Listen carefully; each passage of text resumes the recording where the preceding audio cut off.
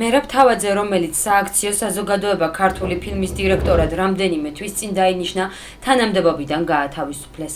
როგორც კინორეჟისორი აცხადებს, თანამდებობიდან ის ამერიკის შეერთებული შტატებიდან სპეციალურად მოწვეულმა გელა ენდრიუსულმა გაათავისუფლა, რომელმაც ამავე თანამდებობაზე საკუთარი თავი თავადვე დანიშნა. ის აქვეყნებს ბრძანებას თავის, ეს არის 17 ივნისი 2013 წელი, სადაც ის წერს, რომ მე ვხსნი ბატონ მერაბ თავაძეს დაკავებული თანამდებობიდან და 2017 წლიდან თავის თავს ნიშნავს დირექტორის თანამდებობაზე და ხელს აწერს როგორც კინოს განვითარების ცენტრი. ანუ აი ამ ნონსენსთან, რომელთანაც ჩვენ აგვაქვს საქმე. აი ეს არის მისი ბრძანება. თავად გელასული იგივე სულიაშვილი ამბობს, რომ მისი საქართველოში მოწვევა და ქართული ფილმის დირექტორის თანამდებობაზე დანიშვნის გადაწყვეტილება სამეთვალყურეო საბჭომ მიიღო.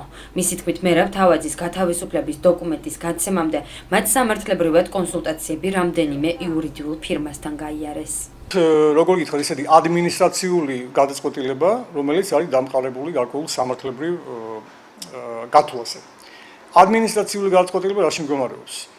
მე მოვედი აქ როგორც ფაქტიურად მენეჯერი, ადამიანი, რომელსაც უნდა გააკეთოს ამ ძალიან თქვათ რთული ორგანიზაციის რესტრუქტურიზაცია.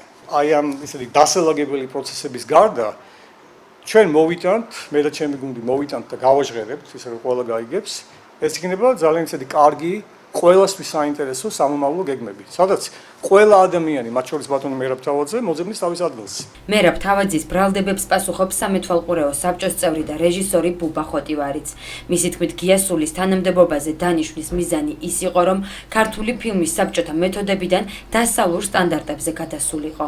ჩვენ ჩამოვიყვანეთ ამერიკიდან კინო პროფესიონალი ქართული კაცი, რომელმაც დაამთავრა ჰარვარდის უნივერსიტეტი, იელის უნივერსიტეტი და შექმნა ძალიან კარგი კინოფირმა, რომელიც წარმატებით მუშაობს დღესაც ამერიკაში. თუ არ მოხდა ქართული კინოს გადასვლა დასავლეთის რენცებზე, დასავლეთის ლიანდაკეთზე, ქართულ კინოს არავითარი პერსპექტივა არ აქვს. მერაბ თავაძემ დღეს კიდევ ერთ საკითხზე ისაუბრა.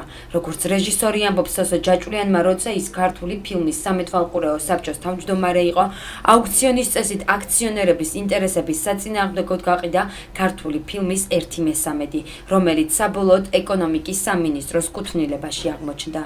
მერაბ თავაძის გარდა თანამდებობიდან ასევე გათავისუფლდა კინოს განვითარების ცენტრის დირექტორი მაია არეშიძეც, რომელიც ამბობს, რომ გათავისუფლებამდე ის ქუთაისში დეპუტატმა სოსო ჯაჭვლიანმა დაიბარა და გადადგომა მოსთხოვა.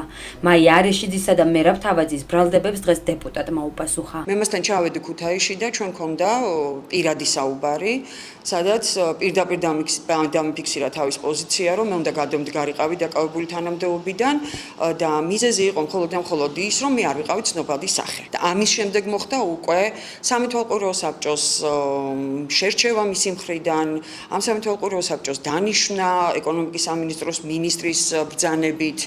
შეიძლება ვიღაცას ვესაუბრო, მაგრამ მე უფლება არ მაქვს არაფერზე. მე თვითონ პირველად შეიძლება ჩემთვის, ჩემს მეგობრებს, ჩემს ახლობლებს რაღაცაზე ველაპარაკო, მაგრამ მე ვერც ბრძანებას გამოვცემ და სააქციო საზოგადოება ქართული ფილმი 100% არის სახელმწიფოსი. დაიკარგა რამე? ფულიც ახდევს, სააქციო აქ არის. ამიტომ აუდიტი უნდა შემოვიდეს და აუდიტმა ყველაფერი უნდა აღწეროს სად რა როგორ წავიდა. დაპირისპირების მიუხედავად გიასული დღეს სამომავლო გეგმებზე საუბრობს.